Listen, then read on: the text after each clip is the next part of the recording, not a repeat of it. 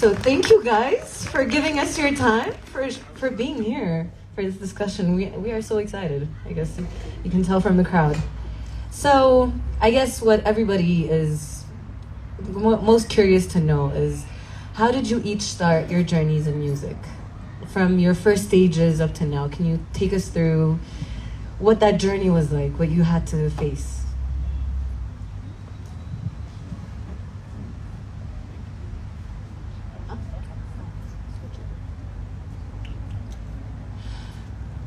Thank you.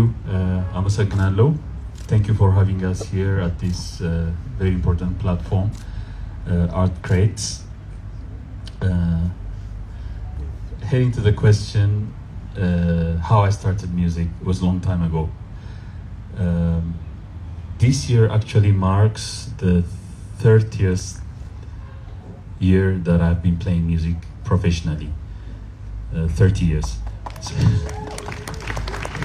Since actually end of 1992, I was still a teenager at the time, and I was playing music at home and in a school band at the time, and a band that played at our high school graduation party. The Aksumite band invited me to. They had a seat for guitar player. They sort of disbanded at that point, and I was invited to play there. I was the youngest at the time in the band, and everybody in the band was like they were like mentors to me. And so it was a band that was playing 6 nights a week at the time at the Hilton Hotel. So I immersed myself into a school. So I had to learn all the repertoire that they played, and they played every kind of gig, nightclub performances, concerts, weddings, you name it. So within a year, I realized that I had so much repertoire under my belt, and it's only after that I decided to go to a music school, the Yared Music School, hoping that I could learn guitar. But much to my disappointment, they didn't have any lessons for guitar. They didn't have the department for that. It is a classical music school teaching classical music at the time. So I still enrolled to learn classical piano. So it was a very busy time of my life at that time. Going to school full day, in the evening 6 nights a week, including the weekends, doing lots of performances. So I was I would say I was at the same time in simultaneous schools, the band itself and the Yared Music School. Upon graduation, I continued performing. I made a band called Afro Sound with other friends of mine at the time. And later started producing music and developed interest on Ethio jazz and playing jazz music in general.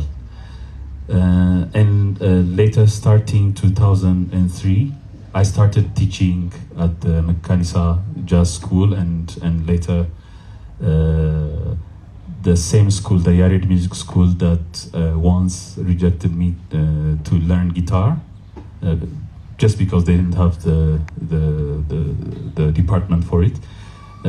They looked at the curriculum that we were working on, and by that time it was a well-developed one. We also had graduates from the Jazamba school that I started with other like-minded musicians around 2009, and then the same school, it was under by that time it was under the Addis Ababa University.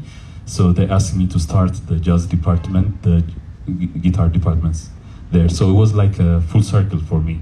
So I learned something else and developed my guitar skills and teaching skills enough to start the department later at that same school. So that's where I'm teaching there, among other things. So to make the story short, this is how I started and how it developed. But in the course of these years, I've had the opportunity to play with several Ethiopian artists, singers, instrumentalists, and so on, and also to produce music for them, and also to produce for my own projects and so on. So this is, in short, how I started and came to where I am today.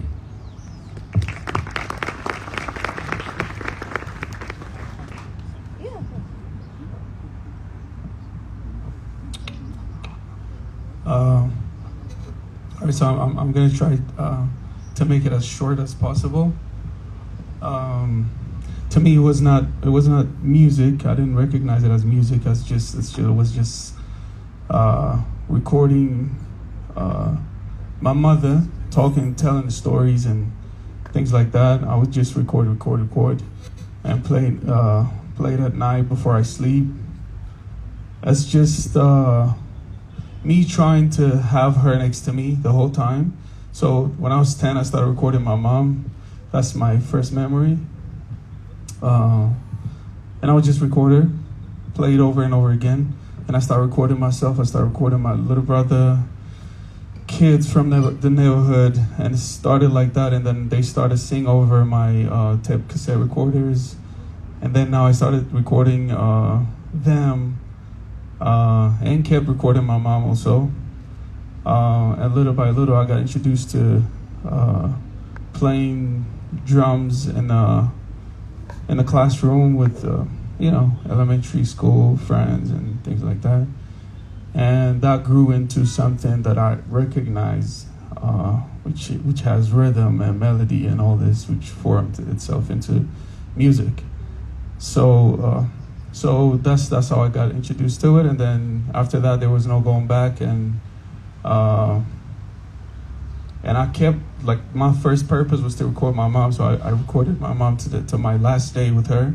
So I recorded my mom for 22 years after that, and that was the reason, and I fell in love with sounds after that. And maybe this is the reason why my music sounds the way it does. It's very sound oriented. I'm always looking for that sound that can give me some emotions before my lyrics or anything. Also, my lyrics also, I think it comes from my mom's storytelling. It really helped me to organize my thoughts into what as Rophnan later on.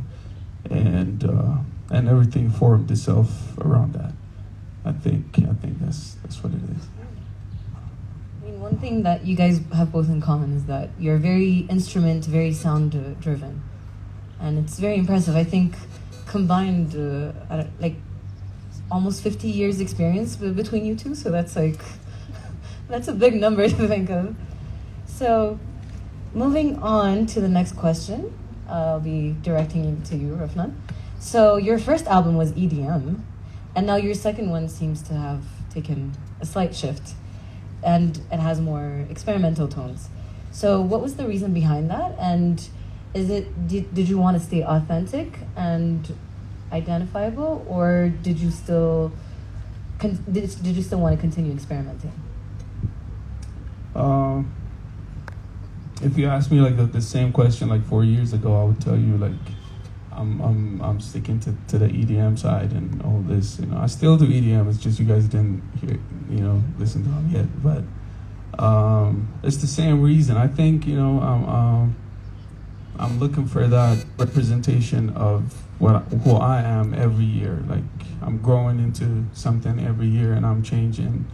That's what I'm noticing. For me, there's no difference. I'm still doing music, but when I organize it into album, and when I structure everything into an album, I see how much I've shifted, I've changed, and that's what I want to give to my generation as well, for them to be able to say, okay, this came out when we were, young, and this was our thing, this was our time, and so I try to capitalize on who we are as people, what we go through, you know, as a society, as generation, as a country, as everything we see, time is really going us, you know, tripled itself since we know it like 10 years ago when we were not teenagers and stuff. So to me, I just try to capture that and then make a memory. So to me, my albums, my work, everything I do is like a photograph of who I am, who I was at that moment. So I want the next album to me to be just like it is like at that moment. So I think you guys are gonna have, you know, multiple dimensions from me. Also, you know, the fact that I'm a producer, you know, and I'm this sound freak guy, you know, whatever. It just allows me to be everything I want to be in music and to picture whatever I want in music. So yeah. Nice. I don't know if I answered your question, but yeah, you did because I mean it does capture the essence of music at the moment, which is it's a lot of EDM, it's a lot of Afro sounds, it's a lot of Ethiopian sounds, and it also captures, you know, what our generation is going through, like you said. So now let's shift it to Girum. So despite the international influence of jazz, Ethio jazz is still considered to be an elite genre, especially in Ethiopia, especially in Addis. And why do you think that is? And has it shifted? Has the vision of jazz shifted over the years? And lastly, what can be done to engage more listeners into jazz?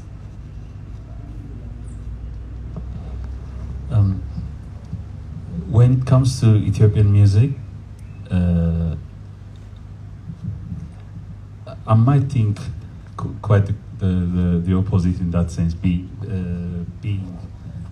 jazz being the music of the elite here, because the Azmaris do improvise a lot with melody, with lyrics. They look at you and make up lyrics right there, so that's also improvisation. So that aspect of jazz music, which is an essential aspect of jazz music, has always been there in Ethiopian music.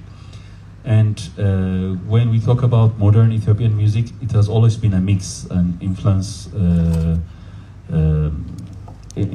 I mean, it's essentially, it bases itself on the cultural music, but takes influence a lot from Western music in terms of music arrangement, the instrumentation, and so on. So what we call Ethiopian music, modern Ethiopian music, can be perceived as also a mix. And in that process, jazz was one of the genres of music that influenced modern Ethiopian music. So the 1960s, 70s, modern Ethiopian music had a lot of improvisation. And it's like, you take a regular pop song, there would be a saxophone solo in between, somehow. Like in the days of Girma Beyene, Seifu, the early recorded Ethiopian, modern Ethiopian pop songs would have a lot of improvisation. There is a very fine line between Ethio jazz and Ethiopian pop music of the 1960s and early 70s, actually. So at that time, it wasn't the music of the elite in our case. So that was the sort of music our parents listened to, danced to. And later, when Mulatu Astatke released and then came full out as Ethio jazz and popularized, coined it as Ethio jazz, coined his music as Ethio jazz, and extended in that direction. So Ethio jazz started to become popular, and in the later years also very popular. But for me, the early Ethiopian pop music had a lot of jazz elements, much more than we have today. So we can continue that to make Ethio jazz. I mean, Ethio jazz is one genre of music that Ethiopia is known for. So when we say Ethio jazz, people understand. When people talk about Ethiopian music, they also consider Ethio jazz, like the cultural Ethiopian music, the modern Ethiopian music, and there is the Ethio jazz, which is really significant. Not every country has its jazz aspect as popular. And within Africa, for instance, for me, South African jazz is particular. Nigerian music, which has to do with jazz, is also particular. But Ethiopian jazz it has a distinct, particular sound, and this is something that Ethiopia can export easily. It is increasing in popularity around the globe, and this is one of our musical identity. So we can have more of that merge with our popular music, and it doesn't have to be. I mean, with the EDM, with the electronic music, it can mix with a lot of these new genres of music. For instance, I've tried this a little bit just to mention. There are a couple of EPs that have been released by a label called a new label, Musikawi, that I produced for a couple of singers, Balkaw Alemu and Sintayo Balai.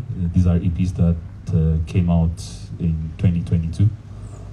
And a lot of that production, as much pop as it is, it includes a lot of the Ethio jazz elements.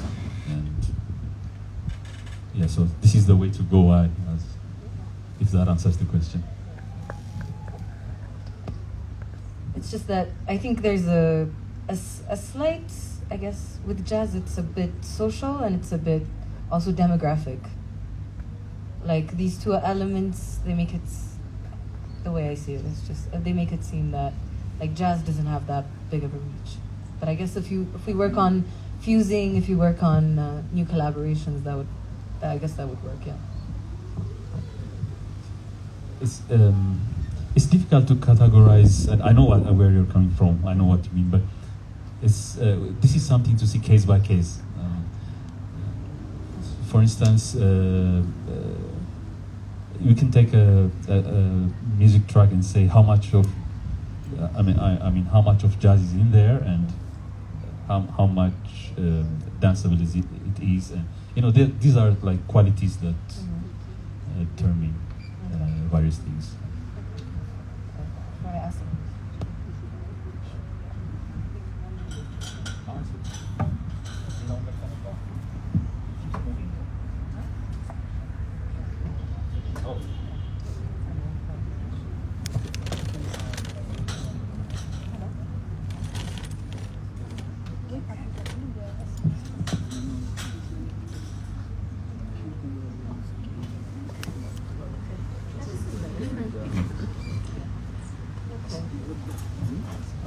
Your lighter weight. This is a sign that I'm gaining weight. I'm a petite woman.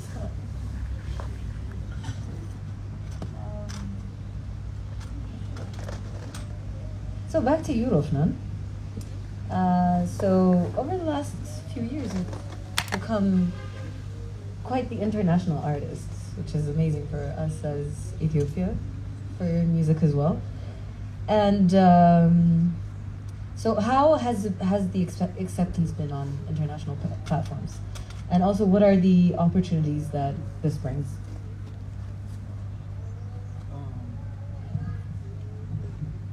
Yes, I'm signed to international level, and that is for me to have a boost so that my music can reach out more to the international community and promote whatever I have in my music, my culture, my generation, my thoughts, perspectives, and all the components of my music. And then also that can be a way for other artists, young artists, to come out and promote themselves, because it's not as easy as it is as for Ethiopian artists to be to go international as the Nigerians are or the South Africans are, because they have major artists before them that did it over and over again. So it's much easier now. So that's basically, I think, you know, what can we all benefit out of it. But for me, at this point, all I can say is I'm learning a lot about the, you know, the international record labels, how they do their thing, and how they manifest their imagination, and how they go to the world to be successful. And I'm learning that a lot, but I haven't released any song with them yet, because it's my next projects that are going to be released by you know, them and pushed by them. So I'm still working with them. They're crafting me, and one thing I want everybody to know is, like, you know, you get signed out of your ability to make music, how original you are, how authentic you are, how creative you are. These are the things that gets you signed. But at the end of the day, everything's going to be on your shoulders again. It doesn't mean they're going to come and write for you or do music for you or anything. They see the potential. They sign you because they see whatever they want to see in you. But that gives me a responsibility, a confidence, also a hope for me to grow out of what I have here. But at this, and it gives me excitement as well. But to me, what I want to see is others to strive to be better than where I am, to inspire others, and that's what matters to me. When people talk about, okay, he's internationally signed, I want people to think, to know that this is not the limit. We can go beyond Rophnan, beyond everything, and that's the most exciting part for me. But for now, to answer your question, yeah, we're working, we're crafting something, we're cooking something with them, and they're helping me with the guidance, and, you know, to show me and brainstorming with the management and everything. But we have not released anything with them yet, so we'll see what's going to happen. So with Universal, just to remind people, it's a 4-year contract, correct? Yeah. Okay. So are you happy with the terms of that contract without going too much into the details? Actually, I have such a beautiful contract, and for young artists, which is coming up internationally, and also for the first as Ethiopian, and for a very few in Africa. I think I have one of the best contracts ever, and I think it's because of the strength of my management as well, and also, you know, the hope and what they see in me also. And I'm very thankful for the management's A&Rs there in Universal as well, because they saw something in me that is, you know, something good, and I'm happy because of that. But I think I'm very happy with my contract here. We're happy for you as well. We're excited for what you're going to release. Okay, so back to you, Girum. So you have performed and directed on many international stages. So what would be the strength of the Ethiopian music industry, and how can we get more global visibility and acknowledgement?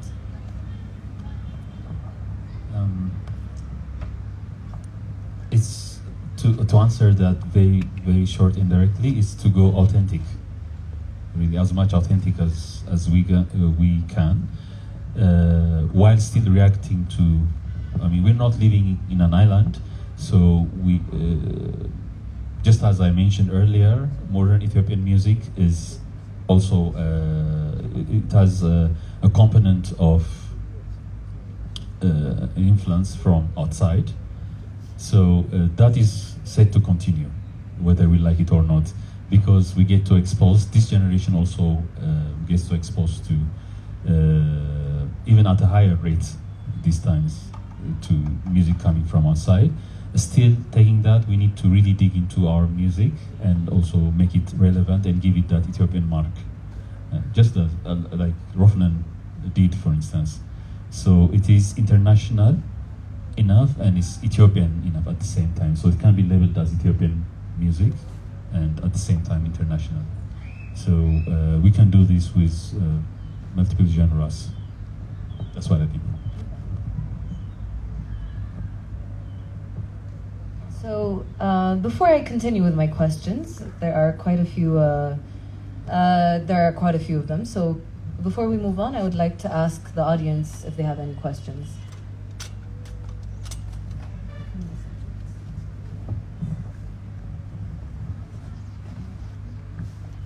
saw a hand.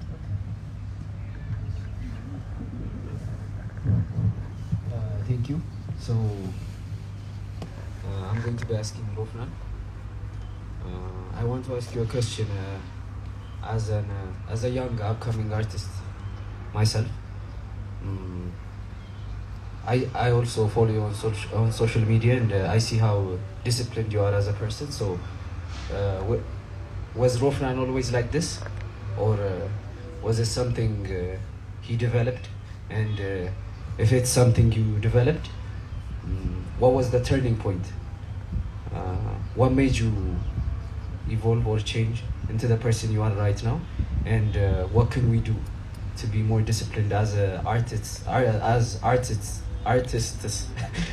Because it's hard. We are self-employed. There is no boss. We are the boss of ourselves. And yeah, if you could explain. Thank you. I mean, discipline is something, it's not natural, you know, it can't be natural. None of us are disciplined naturally. You know, it's something we develop. And it always depends on how important this music is for you. You know, if you have, I truly believe if you have, the only thing that exists is love. You know, and if you have enough love for anything, it could be a career, it could be a person, it could be your mom, it could be your girlfriend, or it could be anything. You know, if you love that person or that career, that whatever you do enough, you'll sacrifice whatever. That will boost your dedication for sure. So for me, when I see people falling, I don't see it as oh, it's because of this situation and that situation, because at the end of the day, you have to understand there is no such thing as reaching here and then not falling. Every time you go higher, you have another struggle to come up with. And for me, it took so much dedication more to make 6 and 3 than it did Nezabrak, my first album. Surprisingly, I have to be twice as dedicated, if not more, to drop 9 again. And I see a lot of struggle coming in. And for me, what I see is I love what I do, and I love reflecting, and also I love my fans, and I see a lot of responsibility coming my way, and people being inspired by it, and people taking it to their heart, and you know, making their own meaning out of it. So I see it being helping people out. So that also puts a lot on my shoulder. And when that happens, I think about, okay, I'm gonna have to add more dedication, more, you know, way of doing it, and it's all because I love what I do, and I'm in it for this, not just for the sake of the fame or the money I make or the noise, whatever. You know, it's all about me being happy in that studio, and me feeling important in the sense of, okay, someone could listen to my music and change their life or their perspective. That also moves me, and it's just for that I make music. And dedication is love for me. So how much dedicated you are is how much you love it. Simple as that. That goes for talent as well. There's no such thing as talent for me. We all are, in that aspect, we all are talented. But what makes another person look so much talented than you is the working hour that person puts. For example, I just said I started recording my mom when I was 10. So you can imagine how many years I've been recording. So the reason why my sounds are clear and crispy, and it's growing, and what you hear in Nezabrak, what you hear in 3, what you hear in 6 are different, like in terms of quality. It's because of the work that I put in. So someone can just listen to 6 and say, oh, this guy's talented, but that's not a talent. If you really think about it, that's the love that I put in my music, and the dedication, and the knowing of I'm gonna learn a new thing every time. For example, I can give you this. The last record I produced on 6 is Desi. So if you hear the quality of it, the sound quality, the vocal quality in it is so much better than 3, Sakala, for example. And they're just 1 year apart. So if I knew what I knew on 6 while I was making Sakala could have been a much better record sound-wise. So that means I'm learning every day. Why? Because I'm not looking for fame or for anything. It's all about what goes in that room, being able to say, oh, I grew from this point to this point. I love what I do, and it's none of it is talent. It's all dedication, hard work, and it all boils down to that. And what fuels dedication and hard work is love. You have to love something truly. And before you do anything, make sure you love that, whatever you want to do, enough or not. And that's my answer.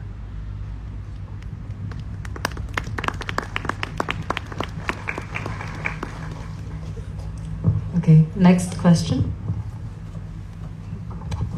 እንዴት አመሻችሁ? ትሁት እባላለሁ። ትሁት ፕሮዲውሰር and DJ and songwriter also. So my question today ለሁለታችሁም ነው። አሁን አሁን እየመጣ ላለ ላይክ እንደኔ አርቲስት ላይክ ሶንግራይተርስም ሊሆን ይችላል ኤኒ አርቲስት የተባለ okay በዛንት ላይ ያለ ሰው what you advise for like make them authentic and like how they represent like themselves from their music. What do you advise about that? And I don't want to get nervous, that's why I write first. Do you have any tips like for a young artist like who works like more than 8 hours a day like me to represent themselves, like how they become unique and okay, that's all.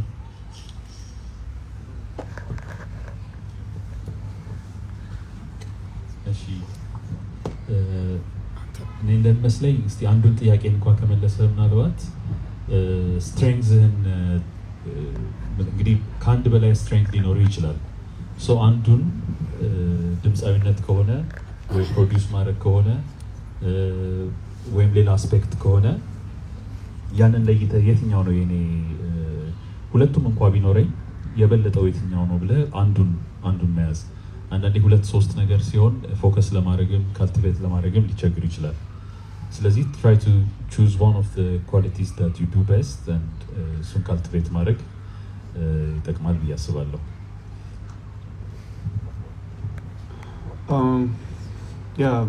እሱ ያለው ላይ ለመጨመር ያክል ጀስት በጣም ትልቅ ፖይንት ነው ያነሳው። አስቀድማችሁ ካልቲቬት ማድረግ ከዛ ወደዚህ እንዳትሄዱ ያደርጋል። ጀነራል ናውሌጅ ቢኖር ጥሩ ነው ሁሉ ነገር ላይ ግን don't take it more than what it is and then focus on one thing and attack it. That really can give you በጣም ቆንጆ ፎከስ እንዲኖራችሁ ያደርጋል። And the other thing is also understand how to cultivate yourself as an artist, how to grow and be open all the time, and understand that this is a process. It's not an overnight thing. It's always a process, and believe in the process more than the results. And whatever the result is, you're gonna start. If you start from here and you move it to here today, understand that you're gonna start from here tomorrow. So with that in mind, just keep going. The second thing is know marketing as well. That really helps. If you don't know how to market yourself, especially in this time and era, ትንሽ ይከብዳቸዋል penetrate ለማድረግ ማርኬቲንግ። ስለዚህ አስቀድማችሁ think about marketing. How am I going to market myself? How am I going to put, because that's also what he said, እንትና ፎከስ ማድረግ ማለት ነው ታርጌቱን። so ቀድሞ ኖቲስ እንዲያደርጋችሁ የፕሮዳክታችሁ ኖቲስ እንዲያደርግ። so what you saw on ነጸብራቅ on the album art, the diamond, the rough side and all that we created, it has a deep meaning, everything to it, but at the same time it was cultivated for marketing as well. So for marketing you have to find your colors, your visuals, and your color and sound, and box it.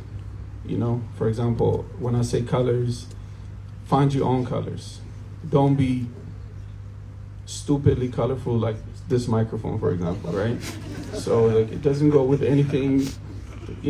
You can tell like this is a bad color when you compare it to what we have right here. But that microphone, it looks really, I want to snatch it out of him.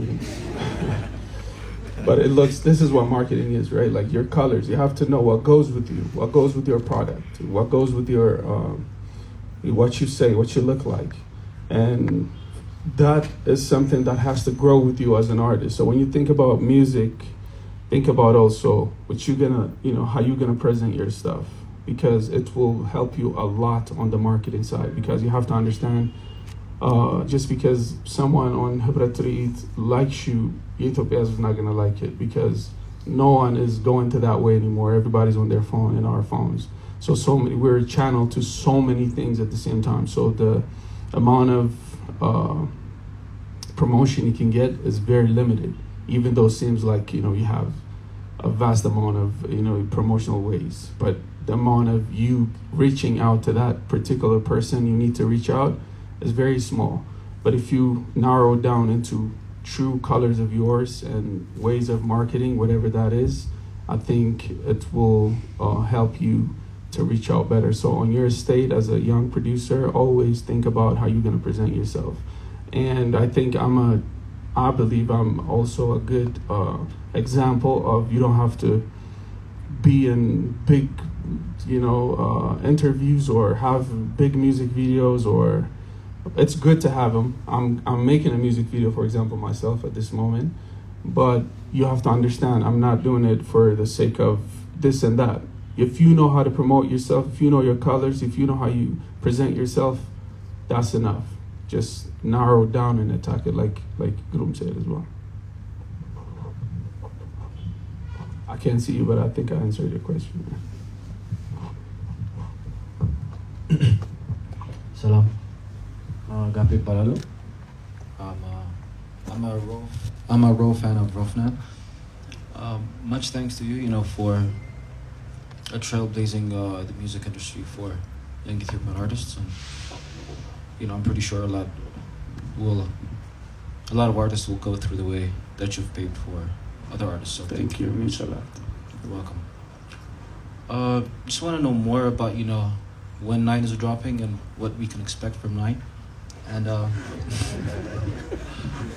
yeah, and you also said you're learning about the Western ways of manifesting and visualizing your imagination. Personally, I'm just curious about that. If this is not maybe the right place, maybe and yeah, just to talk a little more about myself, I just appreciate your rhythm and how the sounds change, and how you sort of maybe how you reverse sounds, or there's a kani to it, and you get to listen to it more and more, and I'm just I'm grateful that I'm reflecting myself in that. So thank you, man. It means a lot, brother. Yeah. Just to give you a raw answer, it's me learning, being a very good observer. I believe I am, because without that I wouldn't be here, and that really helped me to get here. I observe everything, and because of that I get to learn from the giants like him. Growing up, I really observed and learned from him and their production, what they did with the guitar and with their band and everything. They were my inspiration to this day. They are to this day. So, people think I don't listen to, or because of me making electronic music, for example, people think, if you picture Rophnan in the car listening to music, for example, coming here, I was listening to Abraham Gabramedin's Macha album, looped all day. I was listening to it today, for example. So I listen to everybody. You might not think, I don't listen to. So that really helped me to observe a lot and to find also, okay, who am I in this big picture? There's a big picture. How can I fit in the sense of someone that can, slightly match the giants, So I'm in the process of that, I believe, and I think that's what you're looking at, and that's the reason why I'm growing every time. And when I talk about manifestation, it's nothing more than being confident in what you want. Everything melts down into your hard work and things that you face and every day. And I'm sure Girum can share this idea with me. We don't know what's gonna happen going into the studio, right? It's like you just have to be confident enough to say, whatever comes out, I'm gonna be honest to it. We were talking about honesty earlier coming into this chair, how deeply rooted you should be before, and if you don't lie to yourself, to your art, everybody's gonna understand it, notice it, because like what we do as musicians, it's not a mind thing, it's a soul thing, and you can't lie to the soul. So be honest with what you do, because the place where it gets created and the place where it gets received, which means the musician and the audience, we're standing on the same place.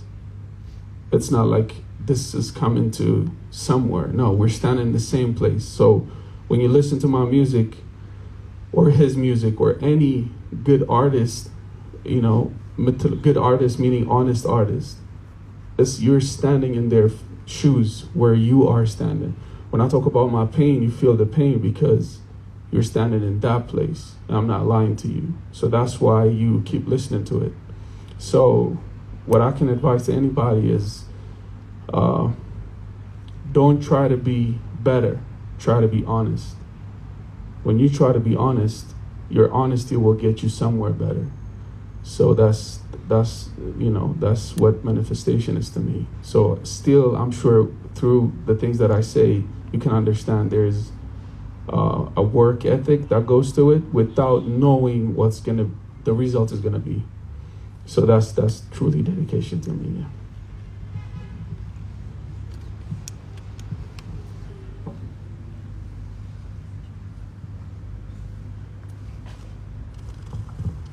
Hello, my name is Antana, DJ, producer, and I have a couple of questions. So the questions are for both of you. So I had to note it down. My first question starts with the international fame and recognition you are getting. How do you balance between your need to adapt to the international musical standards and the need to stay authentic? This was my first question, and my second question. So መጽሐፍ ለመጽሐፍ ታስቡ, let's say it's an autobiography, and መጽሐፉ የእናንተን የዘፈን ካሪራችሁን ሰመራይዝ የሚያደርግ ቢሆን ምን ብላችሁ ትሰይሙታላችሁ? ለወጣችሁ። Thank you.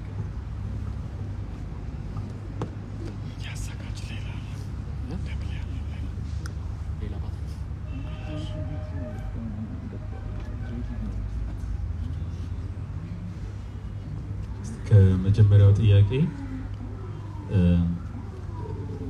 እንግዲህ going international, all the stages that I went to perform out of Ethiopia is to play basically Ethiopian music, and the more authentic, the more it was demanded. Actually, there are also musicians, especially in Europe and parts of North America, that play Ethiopian music. Non-Ethiopians playing Ethiopian music. So our music is also really growing in that sense, in the sense that non-Ethiopians are also developing interest, musicians developing interest to play it. And when festivals bring Ethiopian musicians from Ethiopia, it's for the sole reason of authenticity. So when we go there, we have to really deeply think and search on how to really bring out the Ethiopian elements there. So what is hip here and what is hip out there in the world music festivals circuit is kind of different, because what we think is hip here is not exactly what we have. The latest influence could mean the hippest thing, but when we go out from our country, what we have or what we underestimated and have had all along would become the most authentic thing and the most really the most important element that defines the most exotic thing about us. So this is something that we always think about, and as a young artist, I advise that you start to think about this aspect from this point. Does this answer your question, መልሶላል? Or ምጨምሮ ካለ ሮፍናን?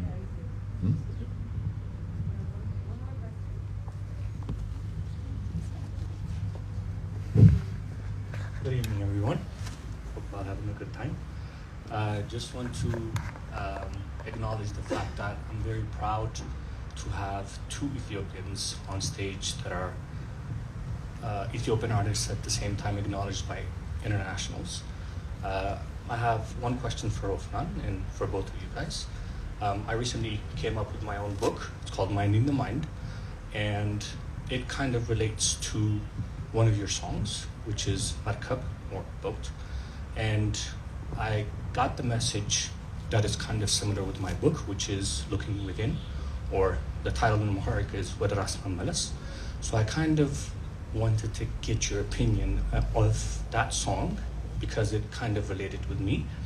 And for you, Girum, I really also want to show my respect and admire, because even though I'm not a musician, I relate to songs for everything you've done. Thank you for what you said, Henok. And guys, grab his book as እንደታጫቹ መጠን, I can say. Yeah, he gave it to me recently, personal signed, and thank you for that. Yeah. Yeah, Markab talks about basically, I would put it this way. It's a realization of a boat is made to float. So it doesn't matter how big the ocean is, it's still gonna float if you know how to drive it well, or how to surf it, or how to guide it well. If you see outside and realize what's coming, and if you make sure there's no a space for the water to come in. So that's what life is to me. We all are ships in this world, and no matter how scary the future is, no matter impossible it may sound or look like, or you might picture it, or society or the norm makes you picture it, you have to understand you are made to float. So look within, and it's bigger than the ocean the whole time if you look within. So that's the message. So if you don't understand your power, what you can achieve, who you truly are, nothing can stop you. And this is not some motivation speech, it's just truth. It's how we were made. And Markab was written out of that thought, and trying to simplify it as much as possible. So that's the reason also that it's a very important song for me. So that's why I also perform it on my concerts, and it's one of the highlights of my stage performances, because a lot of people really understood the message, and I'm very proud of that. And this awakening should also be, one of the fundamentals of my generation, I believe, because all the chaotic thing we go through as a generation, as a country, and everything is because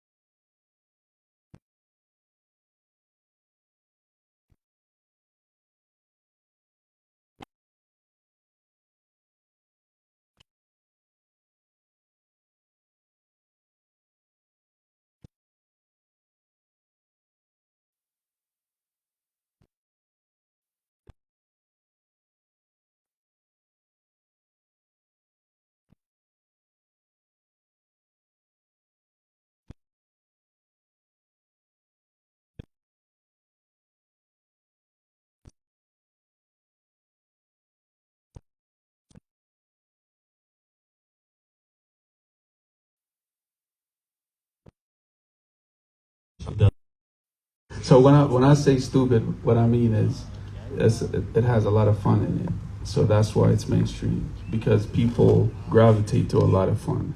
Instead of sitting down and listening to music, realizing, thinking about their past and stuff, people want to jump and just have a good time. And as young people, that's also important. I believe, you know, we all have, you know, young moments, and we want to celebrate life. And that fun really makes it mainstream. But at the same time, on contemporary music and all that, and all the slow jams or whatever, conscious music and everything, people who wants to be conscious and sit down and listen to, they're having more fun than the audience who are jumping in clubs and everywhere. So you have to understand that people have their own way of having fun and realizing the world and what gives them peace. And also, we all have different moments in life. Sometimes we want to be just happy. Sometimes we get heartbroken and we want to stay home and be miserable. You know what I mean? So there is an aspect to it. So for me, what he says about it should just be called music and generalize it. That's because we all have a stage of listening to some things throughout our lives, and it's just every genre or every style of music has its own play in music.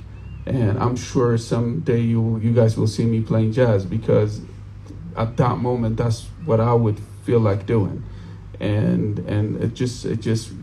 we are just reflecting who we are at the moment for me. So, but in any age or time, for example, if you go back to the 60s and listen to what he mentioned earlier as Ethiopian pop culture, which is very different. There's a thick line, he said, between Ethio jazz and that pop culture. If you listen to the pop music, you listen to the late, amazing legend musicians doing tricks and flips and things that we don't normally say, and having fun. For example, if you listen to Alama Yushate, he has that James Brown vibe and pop music vibe, and he say things that you don't normally, hey, and things like that on music, and we don't do that anymore because we're so tight. We think we're fun and we have all this stuff. But if you listen to the 60s, they were really, really into having fun and making fun music at that time. So what I'm trying to say is that little stupidity makes it fun. So if you play it right, if you don't go out of the line like this microphone being stupid, if you know your place in your line, that's what I'm doing. I think if you balance it right, you can be mainstream with a lot of fun in it, and that is what makes young people, gravitate towards the fun stuff. Like Desi, for example, play that song, it just goes bananas. The reason why is because there's a lot of fun in it, and that fun comes out of authenticity, but staying on the ground, but still being fun. You go to the 60s, it's the same very formula. If you think about it, they're very authentic. They stay on the ground. They're not too wild. They're not too away, but they're still fun. So that's what mainstream music is to me. But everybody has a place for everything. Just to add something, just to state one fact, what Ethiopian music, but by what we mean authentic Ethiopian music, even though we're talking about the modern contemporary Ethiopian music. Artists like Alamayo Shete and others at the time, when they were imitating James Brown, they sang in one of the Ethiopian languages, in Amharic and others. So that's something that really made Ethiopian, modern Ethiopian music significant and particular in its sound. At the same time, for instance, when musicians were imitating James Brown, Elvis, and others, for instance, in countries like Germany, Sweden, where they have the music industry highly developed, they were still singing in English, and they were really imitating the music down to the tiniest details. But when we did here, about the same time, we sort of Ethiopianized this influence in so doing creating the Ethiopian sound. So that's eventually this is how Ethiopian music is perceived. After 10 seconds you would know that it is an Ethiopian product, either by the instrument, how the instruments are treated, by the singing, by the language and everything. So አንዳንድ ሂደቱ እንደዚህ ነበር. This was part of the movement, what made Ethiopian music particular as Ethiopian music. So this kind of helps me bridge with my next question, which is አሁን ኢትዮጵያ ውስጥ ያለው የሙዚቃ ትምህርት ለተማሪዎቹ ከሚያቀርቡት ቱልስ፣ ቴክኒክስ፣ ቲቺንግስ ከነዛ መሀል እንትን የክላሲካል የዌስተርን ክላሲካል ሚውዚክ ትልቅ ፓርት እንዳለው እናውቃለን እና እሱ እንዴት ነው ተማሪዎቹን አሁን ወደ ሙዚቃ ካሪራቸው ሲሄዱ እንዴት ነው የሚረዳቸው? Western classical music has a history of, let's say, close to 300 years of well-developed teaching experience, huge repertoire, techniques and everything. So በሱ መማር በጣም ይጠቅማል። ምክንያቱም ቴክኒክ ዲቨሎፕ ለማድረግ ብዙ የሙዚቃ ሚውዚሽንሺፕ ስኪልስ ዲቨሎፕ ለማድረግ ይጠቅማል። ለምሳሌ አገራችን ውስጥ ያለው ረጅም ዓመት የቆየው ትምህርት ቤት ያሬድ ሙዚቃ ትምህርት ቤት ኢሴንሻሊ በሱ ነው የሚያስተምረው። አሁን የጃዝ ዲፓርትመንቱ አንድ 11-12 ዓመት ቢሆነው ነው compared to the classical department is quite young. እና እሱ ደግሞ ለፖፕ ሙዚቃ ራሱን የቻለ የማስተማር መንገድ ነው። በጃዝ ፎርማሊ ማስተማር በዓለም ላይም እንኳን ቢታይ የ50 ወይ የ60 ዓመታት ታሪክ ቢኖረው ነው፣ ከዛ የበለጠ አይደለም። ለዛውም የመጀመሪያው ዓመታት ያን ያህል ይዳብር አልነበረም። አሁን ግን በጣም ሲስተማቲክ የሆነ የማስተማር መንገድ አለ። አሁን ዓለም ላይ የፖፕ ሙዚቃም ትምህርት ቤቶች ዴዲኬትድ የሆኑ የኤሌክትሮኒክ ሙዚቃ ሁሉም አይነት ነገሮች ይገኛሉ። በሀገራችን በክላሲካል መንገድ ብቻ መማር ይጠቅማል፣ ግን እሱ ብቻ ሁሉንም ነገር ሙዚቀኞችን ብቁ የሚያደርግ ብቻውን አይችለውም እና ሌላም አይነት ትምህርት ቤቶች በሁሉም አይነት መንገድ የሚያስተምሩ ያስፈልጋሉ ብዬ ነው ማምነው።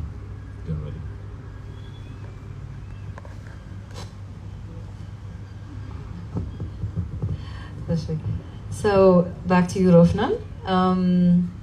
So ሙዚቃ ስለ ኢትዮጵያ ስላላት ልዩ ነገሮች በሶሻሉም ይሁን በተፈጥሮም ይሁን በታሪካችንም ይሁን ስለዛ ብዙ ሙዚቃ ላይ ያ ነገሮች ይሰማሉና how does contemporary music እንዴት ነው የአንድ ሀገርን ናሬቲቭ እና የአንድ ሀገር ሶሳይቲን ኢንፍሉዌንስ ማድረግ የሚችለው? I think maybe in two ways, that I can give you right now. The first thing is, whatever that happened in your time when you were young, it's going to be yours. It's going to be your story more than whatever happens when you're in your 60s. So that tendency will make people say, "Musika benya gzekaro, sel benya gzekaro," whatever. Of course, you were young and you can run at that time, but so you can run faster at that time. So it gives you better memories. So you can easily, this is human nature, you can easily gravitate to that. Not because the past music was so much better than what we have now, because this is what we're going to say after 30 years. So that's one. And second thing is, it's the message that carries within. Message, it could be words, it could be colors, traditional instruments, culture.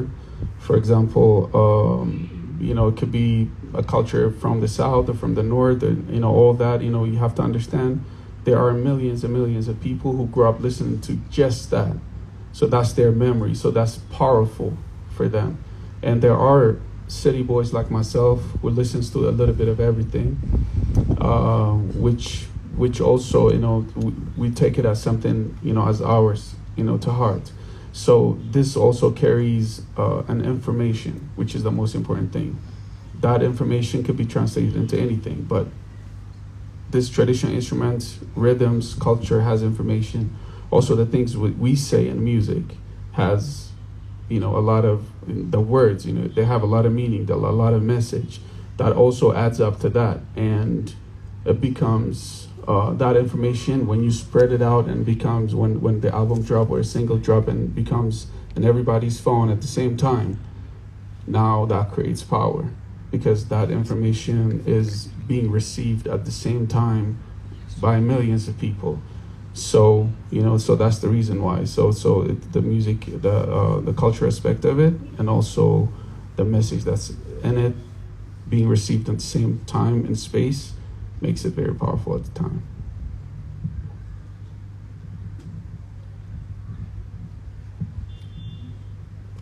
Okay. So back to you,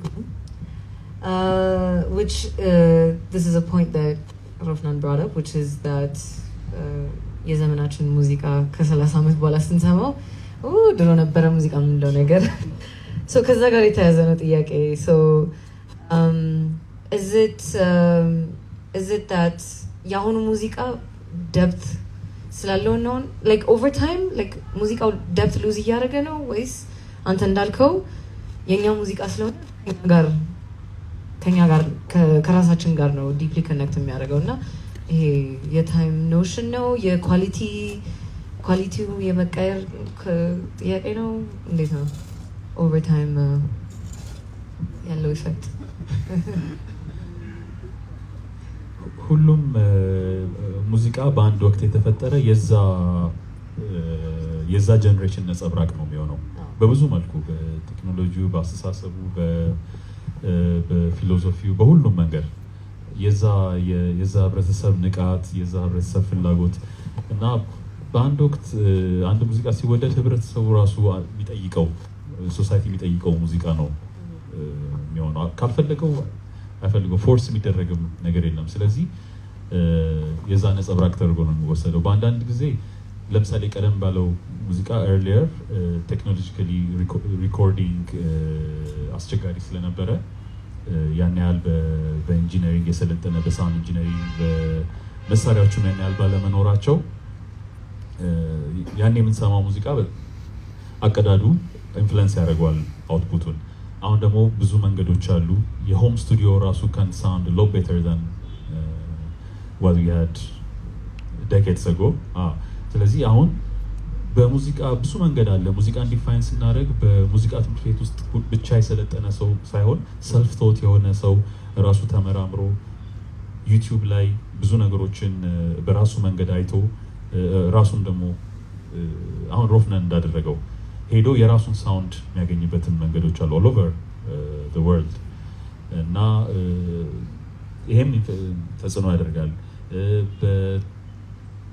ያልተለመዱ መንገዶችንም ይዘው በፊት ለምሳሌ ሬከርድ ሌብል ጋር ብቻ ሳይን በማድረግ ሚሊየን መሸጥ አንድ ራሱን የቻለ ሞዴል ነበር አሁን እሱ ብቻ አይደለም ያለው እሱም አለ ግን ሌላም አማራጭ አለ people independent level ይዘው ሊሄዱ ይችላሉ ራሳቸውን ብቻ የራሳቸውን ዩቲዩብ እና ኢንስታግራም ወይም ቲክቶክ የራሳቸው ቻናል ኖሮ can reach millions ቅድም ሮፍናን ጠቅሶታል መንገዱ አንድ ብቻ አይደለም ይሄ ጀነሬሽን መገለጫው ይሄ ነው በኋላ ደግሞ ምን እንደሚመጣ እናቀም እና እንደየ ጀነሬሽኑ እንደየ እንትኑ የሚታይ ነገር ነው ግን ባለን ፋሲሊቲ ሁሉም ሀገር አይ ቲንክ ሁሉም ጀነሬሽን ዲድ ኢትስ ቤስት እና ያንን በጊዜው የነበራቸው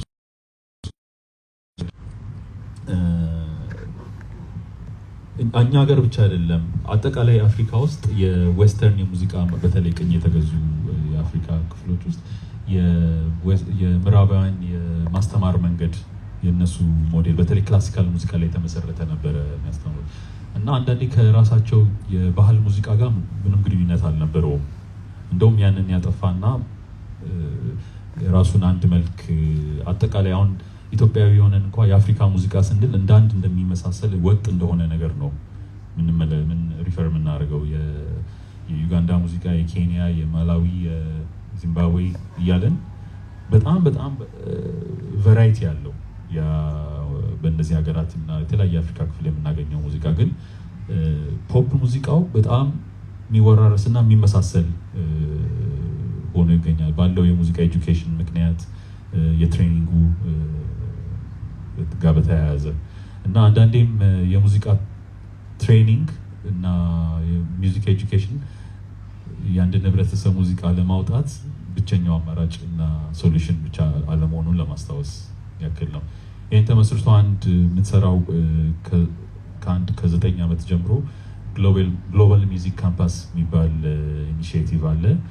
So we write curriculum. These are musicians based in Germany and parts of Africa, and we teach music in. There are affiliated schools in Southern Africa, in Malawi, Zimbabwe, and Mozambique, and Eastern Africa. Action Music Tanzania የሚባሉ አሉ። ለእነሱ የራሳቸው ሙዚቃ ላይ የተመሰረተ ከሪኩለም as opposed to Western.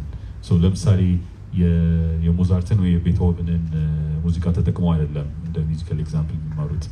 ስለዚህ ብዙ ራሳችንም እነሱ ካልቸር ሰርች ማድረግ አለብን እና በራሳቸው አይነት ሙዚቃ ግን enough to be learning the skills they need but based on their own music, and eventually that gives them the skills to search deep into their own music, transcribe it, document it, and also be creative with it. So እንደዚህ አይነት አዳዲስ ሙቭመንትስ አሉ within Africa in terms of music education that also affects the output.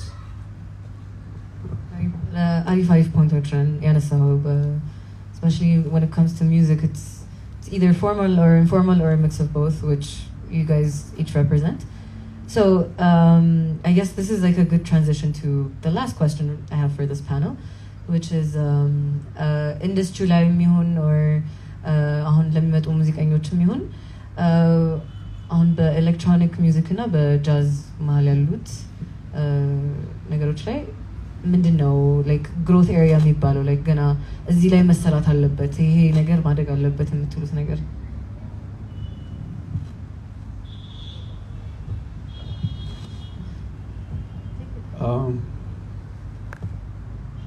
I honestly don't know, but I can tell you because like the answer always go back to the same point, which is like be yourself. You know, be confident in something that you have not seen anymore, but be confident that the more authentic you are, the more you express yourself, and also learn every day from others, from yourself, or your experience. I think you'll become more of a gift to your community. Artists are gifts for their community. We are assets for the community. So the more you become yourself, the more what God has put in you will come out, you know, and we're not creating anything. We are observing and reflecting, and you know, instead of looking at someone and say, I want to become like this person, it's good to say that in terms of, you know, I want to be successful, but always remember that, you know, our fingerprints are different for a reason. So believe in that, and it will serve you. And also, it's a key point for everything that happens in your life. You can be that force that can turn it into something that can serve you. A person can come to your life and make you miserable and leave, but you can also use that pain to serve you to become a better person. Situations, things that we don't have control over. It could be, you know, what just went through in pandemic and war and all this, for example. You know, we can sit down and say, oh, we did all this, but we can also say, okay, let this serve us. All this pain we caused because of social media, because of, you know, our ignorance, you know, all of us, we can say, okay, let this bad thing we just did, we just came across, let it serve us, and let it a reason for us to come together and learn that this is not no good for us. It's not going to benefit us anyway. So I think these are the keys in life. And the more you say that to yourself, you don't have to be a musician or an artist. Just you can be under any, you know, career or whatever. You know, it will, you know, let everything serve you. The pain, the good things, the success, everything you see, let it serve you. then you'll become the center of everything. You'll observe everything to be the center to serve you. And I think that's the biggest power. One of the biggest power we have as human beings, you know. I think that's what also makes us, which is we can turn everything into something that can serve us. You know, this fame could destroy me, but I can let it serve me. Any pain that comes to my life or any money can destroy me, but I can let it serve me. So I'm the center of it. So once you understand that, you let your music, whatever, to serve you, whatever you do, whatever you try to create, to come to you and reflect itself, manifest itself in a beautiful way and the way it should be. So I think that's one thing, you know, as people we should work on. Yeah.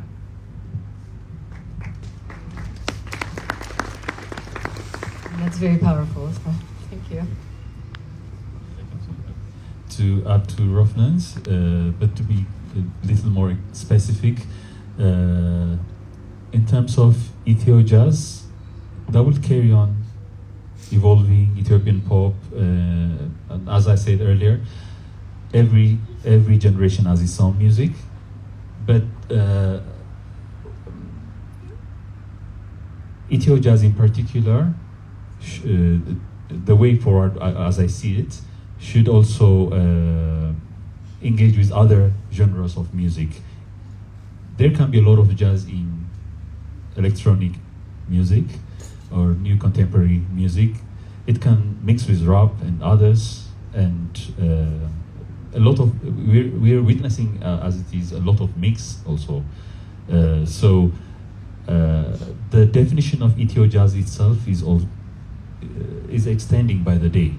What we perceived at one point as Ethio jazz, sounding in a certain way, for instance, in the way that Mulatu Asadke recorded in the late 60s or early 70s, is one particular sound. Even Mulatu Asadke himself at this age is also diversifying and adding traditional instruments, recording with electronic instruments, making new collaborations and so on. So for me, that's how we keep our Ethiopian jazz tradition alive, by not staying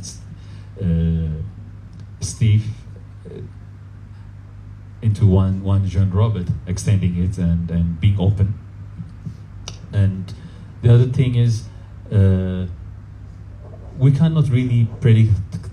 Apart from this, we cannot really say what the future holds as artists or even as music critics and so on. So we just have to. If we knew, we wouldn't be artistic in general. Exactly, exactly. If we knew, we would. I mean, the interest would be really going. It becomes boring. So it's a process, as also Rophnan said earlier. The process is more important than even the end result. So it's a lot of advice to live the process and leave the result for whatever it is to be. So.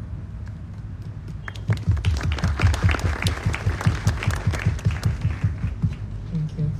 So just to be a bit more specific on my question, so do you think in terms of support towards the music industry, in terms of infrastructures, I mean, for example, we have cultural institutions like the British Council, the Alliance, who support the music industry, but in a more larger view, is there the kind of support that would help that sector thrive, or are there more things to be done or more things to be provided for the music sector?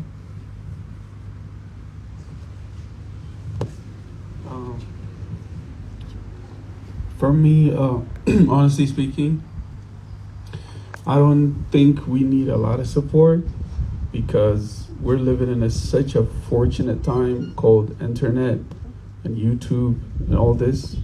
If we extract 0.1% of what we can get from there, come on guys, think about it. People who make music in the 60s are being called the gods of music while we're alive making music. And they had the opportunity to have to learn to make music, to record and all this is incomparable to who we are now. Me as a bedroom producer have millions of better opportunities than Sali Dagago, Tesfela, Misa Tesfela, and all these giant producers. So for me, if you think about it, you know, there are people who read books, Takabablo for like 55 ono, and that made such an amazing impact, you know, to their generation, and we call it what a time. But we can download 3,000 books in 2 seconds and then we can't read. To think about it. So that's, for me, in order for me to help someone, I gotta see you to be able to say, oh, they need help. I gotta see people making something out of what they have already. Otherwise, you just have this help me mentality and it's not gonna work. So I have a lot of DMs that says, I want to be a musician, I want to produce, and what do you say? Yo, if you ask me, I want to be, that's it. I'm done. Like you should not be into it, because how can you say you want to be something at this time? Think about it. Just take that time, same device, change your application to YouTube and say, I want to be this. How can I did it? And then you have 34,000 people teaching you how to be into this, including to that colors and everything. So to me, I see a lot of opportunities being missed and taken for granted. And that's the main cause of human nature. We have something abundantly, we take it for granted. For example, I'm sure most of you here are like thinking about the jackets that you left at home because, you know, it's pretty chilly out here and you never thought it would be this cold in Addis, right? So I was told, so I was prepared. So, you know, the reason why I brought up that is like, it's the same thing. You know, you have to understand your situation and be ready and be prepared, and everything will brought itself to you later on. So we have so much to learn, but also we have so many things, much more to teach us whatever we want to learn in life. Whether you want to become this or that, it doesn't matter. If you Google something, how can I become this kind of rapper using banana, wearing white shirt in Indian language? There is a teaching for it. So, you know, at this time, if you have that, why would you expect anyone to help you? Because I've seen a lot of rappers coming in TikTok and, you know, doing their thing and they pop up and then they get, you know, they get fans. So who are you to sit down and say, I want to learn from this? And another thing that I see is too much ambition. People will just come at you and to say, I want to collaborate with you. That's good, but think about it. Where you are right now is what you need to work on yourself till the point I come to you and say, hey, I want to be relevant as you because I feel too old, even though I'm 2 years older than you, because of what you did, because of how new you are, and I want to work with you. You got to make me say that, because as young people who have new faces that nobody sees, you have the biggest opportunity. Because think about it, when I drop the next album, I got to be 10 times better. And imagine how much I have to work for that. Imagine how much I have to work for 6 to pop out the way it did. You have so much work to do later on. So right now, as fresh face that you have, as fresh talent, fresh you, it's much easier where you're at right now. But if you learn how to capitalize on what you have and don't take it for granted, I think that will serve you later on in life. And that's what's doing for me. And I came up before TikTok. Remember, I feel too old right now. It was just 4 years ago. And there is another app that's coming. Imagine if I had TikTok back then, all this Taste of Addis DJs and all this nightclubs for 8 years that I DJ'd out the way. I'll be on your face every day. You know, you're going to get tired of me before I drop my album. So that opportunity to me is like, oh my goodness, this TikTok thing is people are slipping on it. And I see a lot of artists comparing themselves to people who are emerged already. You know, don't compare yourself to anybody. You're on chapter 1, so don't compare your chapter 1 to somebody's chapter 12 or 15. You know, what you do for now, release it, put it out, learn how to put it out. I see a lot of young people, a lot of young artists who just sit down and say, I'm going to have an album, and then they have 8 songs and they don't put it out, and before they put it out, it gets too old on your hands. And then you get disappointed on yourself. So learn how to package yourself, like I said earlier. find a way. If you're not good at it, find a friend that can work with you. And working with the best people in the industry is not the way. I crafted everything that I work with. My manager, everybody that I work with, we work together. We grew together. We never knew all this is going to happen, but we grew together. We learned from our mistake. We still do, and we grew together from that. So for me, you have to understand what to utilize from what you have right now, because what we have is abundance through internet. You guys don't understand it. All the apps, everything that we have is abundance. So don't take it for granted. Use it. Put out more stuff. It's not going to go anywhere. It's just going to teach you something better every day. Yeah.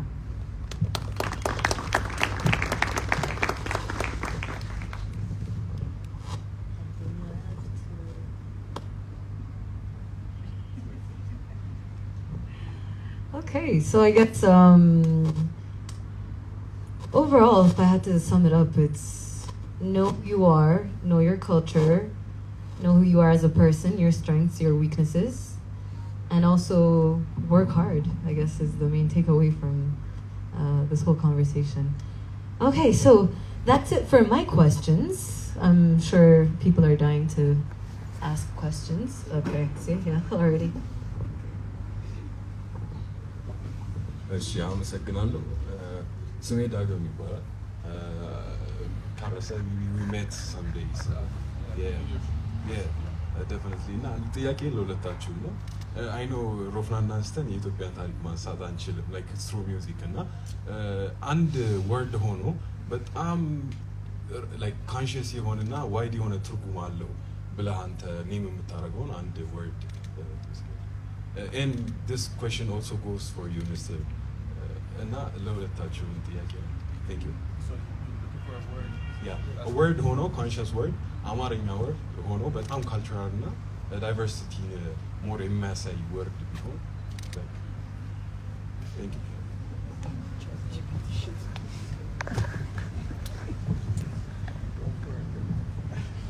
ግጥም ደራሲ ይሆን ወዲያው ነበር ማውጣ No, don't put me on the spot like that. No, I don't know that. Like, I mean, Bazuk I mean, for now,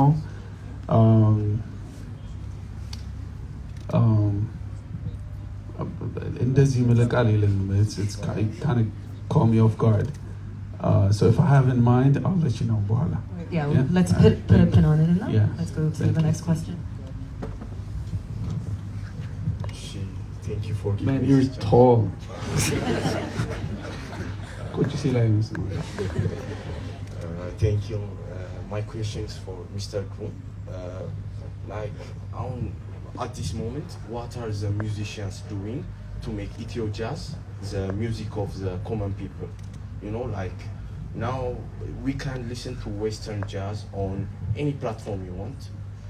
It's common for the people, but in this moment, like the recent Ethio jazz album I can think of was like before 10 years or so, the album by Woodase.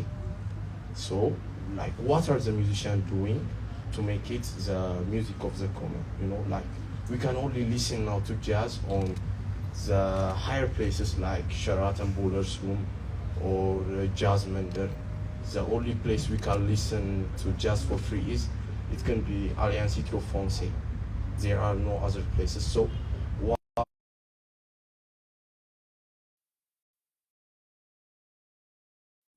የላይቭ ሙዚቃ ሲኑ በጣም የሚገርም ነው ኢትዮጵያ ውስጥ አዲስ አበባ ከሰኞ እስከ ሰኞ ኢትዮ ጃዝም ቢሆን ሌላም ነገር ለመመልከት there are places we can go to and catch live music. That's not the case at the moment in Nairobi, for instance. እንግዲህ በጣም ትልቅ ከተማ ነው ናይሮቢ፣ በጣም ዳይቨርስ የሆነ መልቲናሽናልስ የሚኖሩበት ከተማ ግን ያለ ሶ ኢትዮ ጃዝ በላይቭ ሙዚቃ ደረጃ ፕሬዘንት ግን እንዳልከው በኢትዮጵያ ሙዚቀኞች ብዙ አልተቀዳም። አንዳንድ አልበሞች አሉ በዩሮፕ ውስጥ ባሉ በተለይ ፈረንሳይ አካባቢ ባሉ ሙዚቀኞች ብዙ የተቀዱ ነገሮች አሉ። ያም ቢሆን በቂ የሚሆን አይደለም እና እኛም ከዚህ የምንቀዳው ነገር በተለይ ለራሳችን ኮንሰምፕሽን ብቻ ሳይሆን ለዓለም አቀፍ ጥሩ ይዘት እንዲኖረው የማድረግ ኃላፊነት አለብን። እኛም ራሳችን እንደ ምዕራብ አፍሪካ እንደ ዌስት አፍሪካ የብዙ ሬከርድ ሌብልስ ምናምን ገብተው የኢትዮጵያን ጃዙን ብቻ አይደለም ኢትዮ ጃዝን ብቻ አይደለም ሌላውንም ገና ያልተነካ ነገር መሆኑን ነው የሚያሳየን እና ብዙ ያልተነካ የኢትዮጵያ ሙዚቃ ኢንተርናሽናሊ ኢንትረስቱ እያደገ ነው። ሬስት ኦፍ ዘ ወርልድ በጣም አይኑን የጣለበት ነገር ነው አሁን የሆነው። ግን ኢትዮ ጃዝም ሆነ አንተ የጠይቅም በኢትዮ ጃዝ ቢሆን ሁሉንም የሚመለከት ነው። ኢትዮ ጃዝም ሌላም ነገር የኢትዮጵያ ሙዚቃችን ብዙ ገና ያልተነካ ነገር አለው። ሆፕፉሊ የቀዳን የመሄድ ሀሳብ አለ። አንዳንድ እንግዲህ ሲሆን መናገሩ ይሻላል። የታሰበ የኢትዮጵያን ጃዝ ብቻ ሎካል የሆነ የሙዚቃ ሌብል ነው። ግን አንድ ፓርቲኩላር የኢትዮ ጃዝ ላይን ይዞ በሌብሉ ስር ያንን ብቻ ቢቀዳና የሚያወጣ እንትን ያለ እየሰራ ነው። ኦልሬዲ ስራ ጀምሮ አንዳንድ ነገሮች ሳይን እየተደረጉ የሚቀዱ አልበሞችም ላይን አፕ እየተደረጉ ነው ያሉት። ስለዚህ ያ ለውጥ ያመጣል ብዬ አስባለሁ።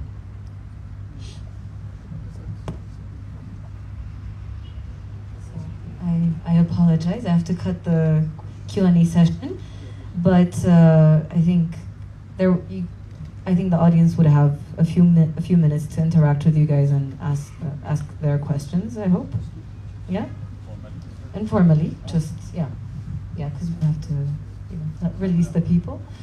So thank you guys for coming. First of all, thank you for giving us your time. Thank you guys for being patient and so kind as to sit in the cold and follow this panel. So this has been Art Creates on creativity and contemporary music. Before I say my goodbyes, I would like to invite Salamai, the country director of the British Council, to make her closing speech. Yes. a warm welcome.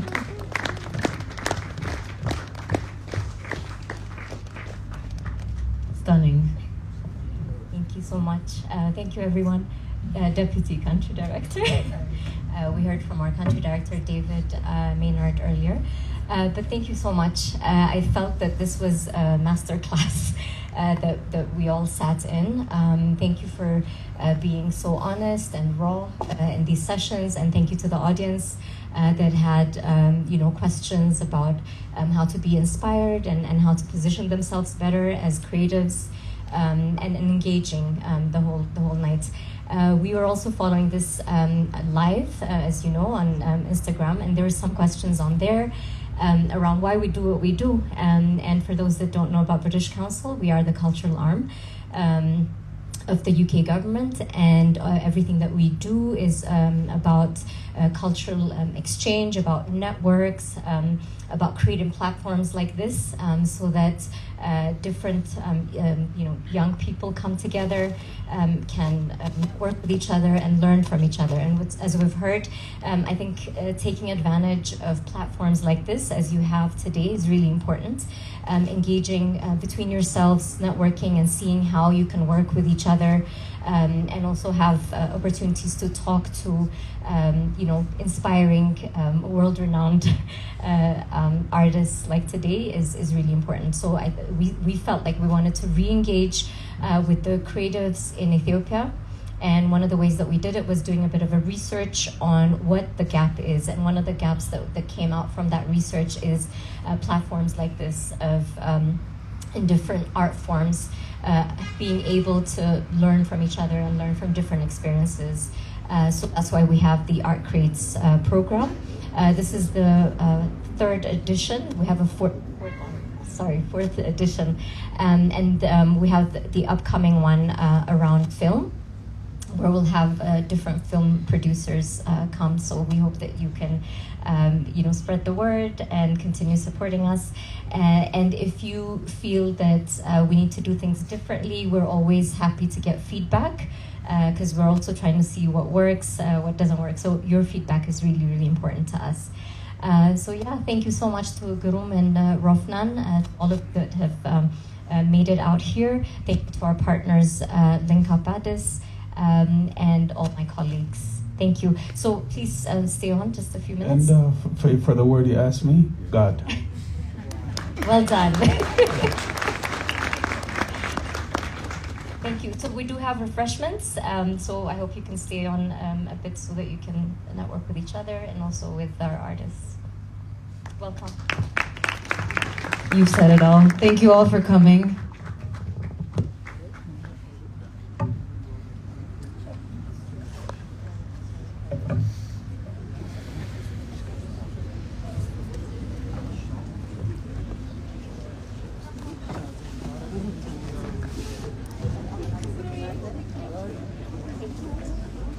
ማይኮቹን አጥፋቸው።